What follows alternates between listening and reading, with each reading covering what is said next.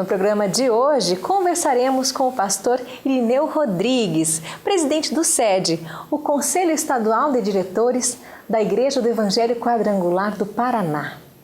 Pastor, temos visto em diversas revistas, jornais, na televisão, na internet, estamos vivendo um momento muito polêmico, falando sobre casamento homossexual, sobre a violência gerada pelos ativistas homossexuais, sobre o projeto de lei 122, sobre controvérsias que estão acontecendo. Tudo isso está movimentando bastante a nossa sociedade. Qual é o posicionamento da Igreja Quadrangular perante este assunto? Bom, em primeiro lugar, é um privilégio estar presidente de uma igreja quadrangular como a nossa no estado do Paraná. Uma igreja que hoje nós estamos chegando aí quase à casa das 900 quadrangulares.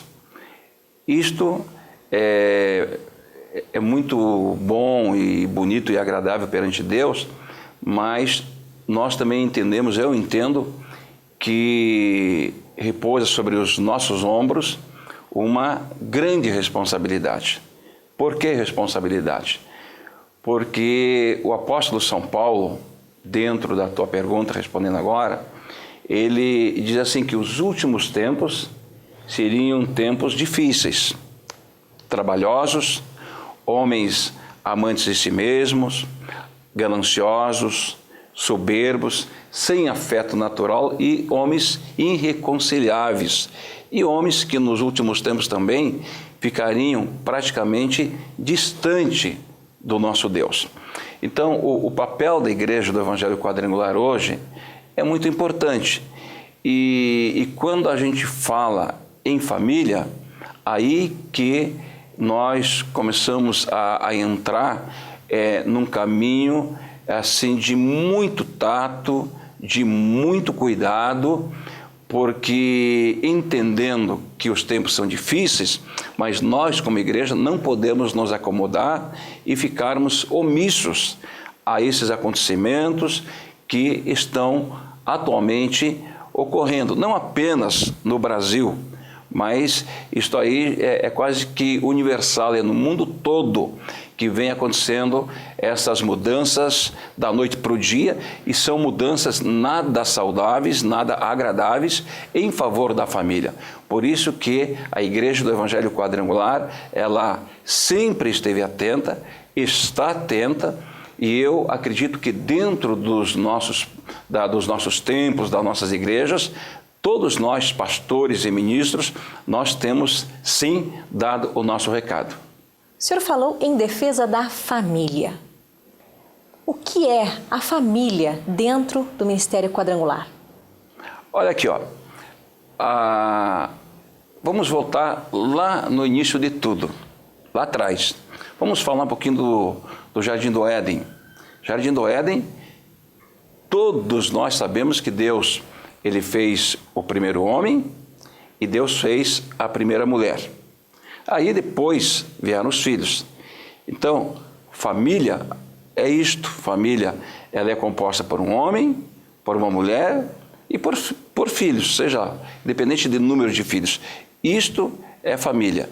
E é exatamente a família que a Igreja do Evangelho Quadrangular, ela, ao longo desses anos no Brasil, ela tem se dedicado de corpo e alma em defesa da nossa família. Tanto é verdade que no nosso estatuto, o estatuto da Igreja do Evangelho Quadrangular, nós só reconhecemos a família constituída e levantada por Deus. Família constituída pelo homem, pela mulher e pelos filhos. Isto é família para a Igreja do Evangelho Quadrangular.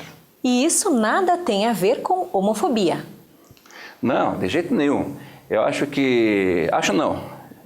Eu tenho certeza absoluta.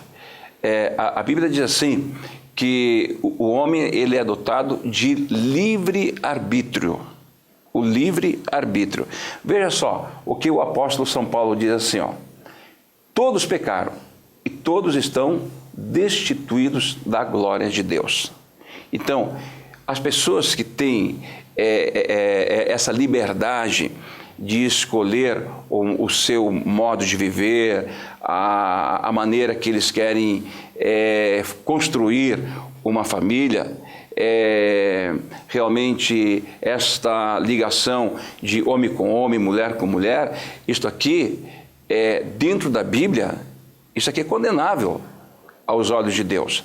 Quando a gente fala naquela PL 122 lá, que de repente pode se tornar, se for aprovado no caso, pode se tornar crime abordar isso aqui nos nossos altares, então nós temos que desfazer a Bíblia, arriscar a Bíblia, arrancar tudo que está na Bíblia, porque à luz da Bíblia, isso aqui é extremamente condenável. Agora, nós não estamos combatendo ou criticando o cidadão, A Igreja Quadrangular, ela ama as pessoas, nós defendemos as pessoas, o que nós combatemos é o pecado, é a atitude, é o dia a dia. Por que, Andressa?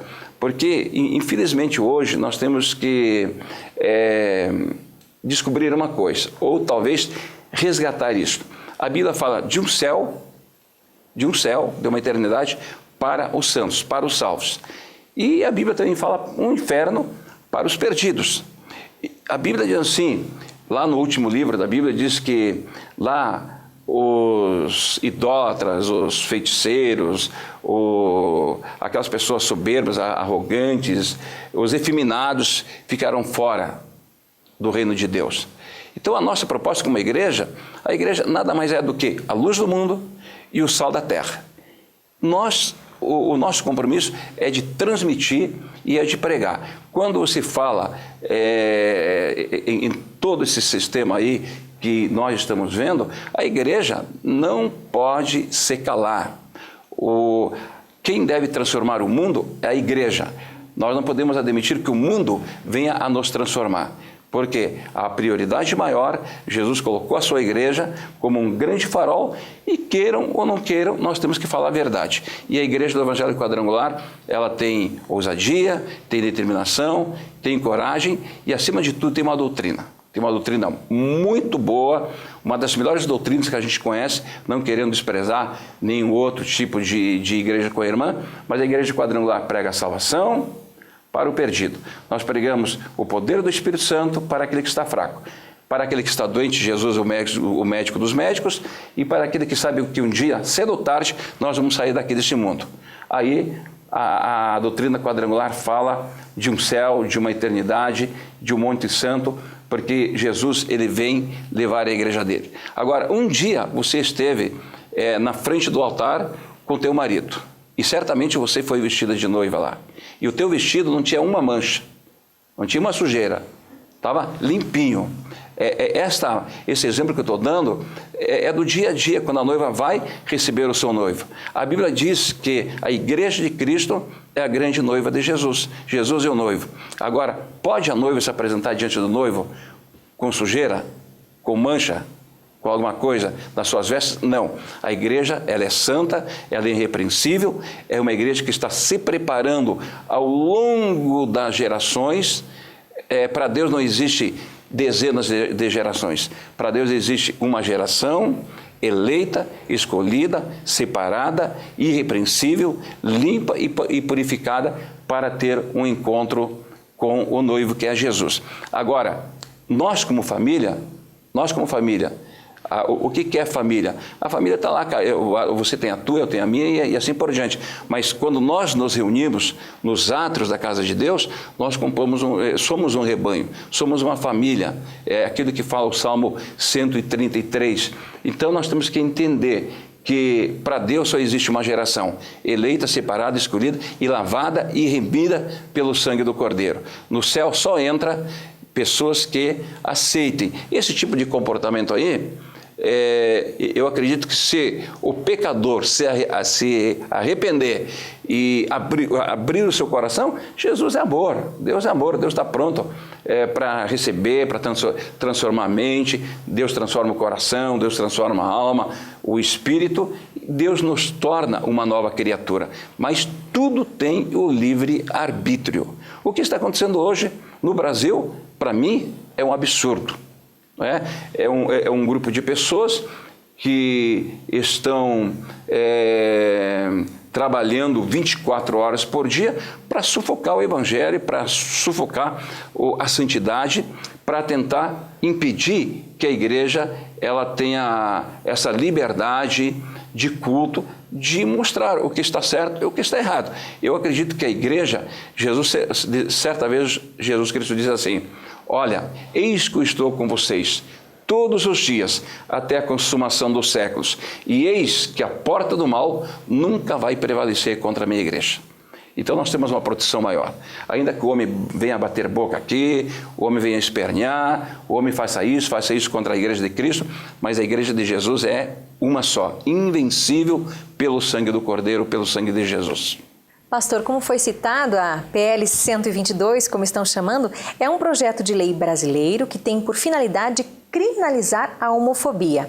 Para algumas entidades, como as católicas e as protestantes, o projeto fere a liberdade religiosa e de expressão por prever cadeia de até 5 anos para quem critica publicamente a homossexualidade, seja qual for a razão. Ou seja, impede que o pastor, dentro do seu templo, pregue o que está na Bíblia e fale sobre o homossexualismo? Sem rodeio e sem medo também de falar. Isto aqui é um absurdo, um dos grandes absurdos. Embora eu tenha um perfil de não agredir, eu não sou agressivo, mas isso aí é um absurdo com letra maiúscula. Agora, eu acredito que para impedir isso aqui, graças a Deus que nesses últimos tempos a gente tem visto 2 igrejas que pensam quase igual, que é a Igreja Católica sobre esse assunto, porque lá dentro também eles vão sofrer, os padres, os sacerdotes, os bispos estão sentindo na pele o que é isso aqui, e nós evangélicos também vamos sofrer. Só que eu acredito que Deus é tão bom que de repente esses 2 lados irão se unir em prol de uma causa única, que é a família. Agora, que é um absurdo, é um absurdo. E graças a Deus também que, de uma maneira ou de outra, tem parlamentares em Brasília que são católicos, que representam a família, são família. E também tem evangélicos que defendem a causa da família.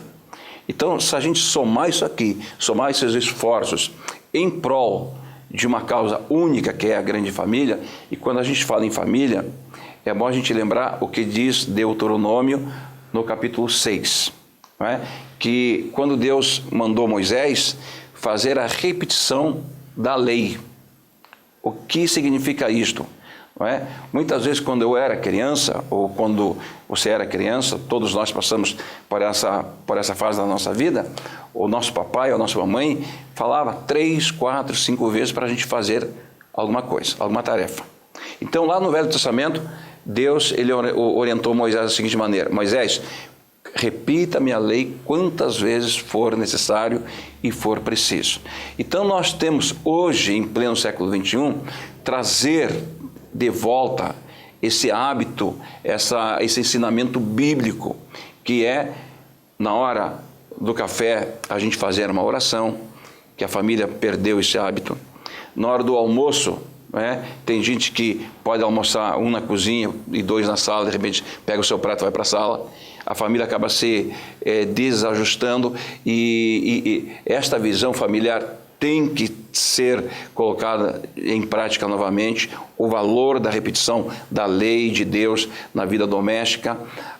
Deus disse assim para Moisés: Moisés, lembre e continue repetindo as minhas leis, falem de mim na hora de deitar, na hora de levantar, enfim, quando estiver, coloque os meus mandamentos, os meus preceitos nas portas, nos umbrais, nas laterais, fale do meu nome. Eu acredito que hoje, já falei isso aqui, a salvação do mundo passa pela mão de Deus e pela mão da própria família.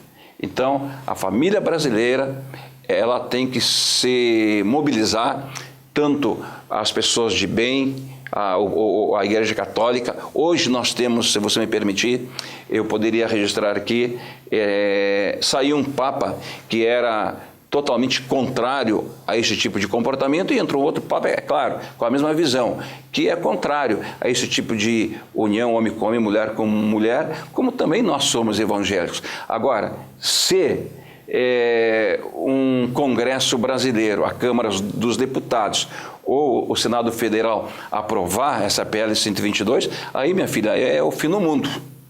Aí, como o pessoal fala aí fora, tem que virar o barco. Aí não dá mais para eleger ninguém.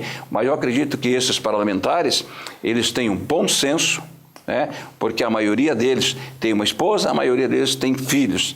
E se eles querem ver o bem da sua família no futuro, e não é somente a geração de hoje, mas no meu caso, eu sou pai, já sou avô de 2 meninos, eles vão crescer, vão casar, vão ter os filhos deles, eu terei os meus netos, os meus bisnetos e assim por diante. Então, a gente está trabalhando em prol da família. E hoje é o nosso momento. Se nós estamos vivendo hoje aqui sobre a terra, então vamos lutar, vamos guerrear e vamos defender a causa e realmente que a família ela continue em pé e que Deus continue estendendo a sua bondade sobre todas essas famílias, independente de crença. Eu não estou falando aqui apenas só para o meu lado, o lado evangélico, mas que os católicos, que as demais famílias, pessoas de várias crenças, possam ter realmente um lar abençoado em nome de Jesus. E Deus é o caminho para isso. Já que o senhor está falando tanto da Igreja Católica, a Folha de São Paulo, no dia 24 de março, noticiou que 57% dos brasileiros são a favor da firme posição do Papa Francisco de não aprovar o casamento gay. O Brasil talvez seja o maior país católico do mundo, e nós entendemos que tem que haver uma rigidez. Alguém tem que ter um breque.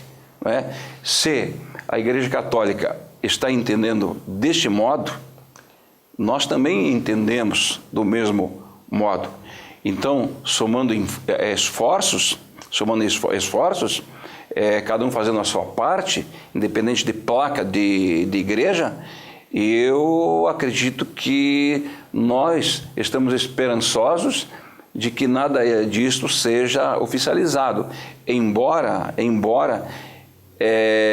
eu também entendo que por se multiplicar a iniquidade, o amor de quase todos vai esfriar. Isso aqui não é o pastor que está falando, isso é a Bíblia que está falando. E quando a Bíblia fala do esvaziamento do amor, aí só Deus sabe o que vai acontecer. Projeto de leis que a gente pensa que não vai passar, de repente passa, e de repente nós não queremos que essas leis absurdas cheguem à porta dos nossos lares aqui no Brasil. De repente nós vamos ter que engolir isso aqui, mas isso aqui eu entendo que é cumprimento da palavra de Deus. Se a Bíblia diz que o amor de quase todos vai esfriar, então nós